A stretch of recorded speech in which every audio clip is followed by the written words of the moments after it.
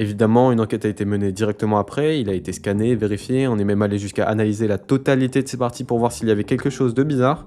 Verdict, aucun signe de tricherie ou d'innocence a été découvert à cette partie contre Magnus Carlsen. Les détails qui suivront ne nous seront pas pertinents, ce qui nous intéressera plutôt c'est de comprendre ce que ça a causé. Et oui, ça a fait du bruit cette affaire, et elle a apporté certes une vague de popularité autour du jeu, mais surtout une vague du plus grand fléau des échecs actuels, les tricheurs. Les gens ont pour la première fois ouvert les yeux que l'on pouvait tricher aux échecs, et assez facilement. Il y a juste besoin d'ouvrir un autre onglet. Et donc depuis ce moment-là, la triche en ligne est restée au cœur des conversations. Les sites et la Fédération internationale des échecs ont pris la question très au sérieux, en prenant des mesures de plus en plus radicales pour s'en débarrasser le plus possible.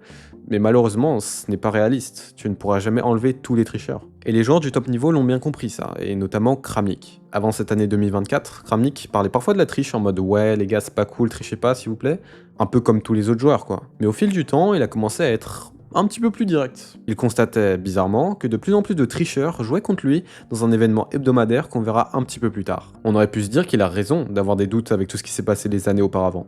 Mais finalement, c'était pas toujours des tricheurs. Il n'y en avait pas plus qu'avant, mais Kramnik semblait étrangement en affronter toutes les semaines et de les accuser toutes les semaines. C'est marrant de voir ça aujourd'hui quand on sait qu'il sera bientôt à l'origine de l'accusation de plusieurs dizaines voire centaines de personnes. 25 novembre 2023.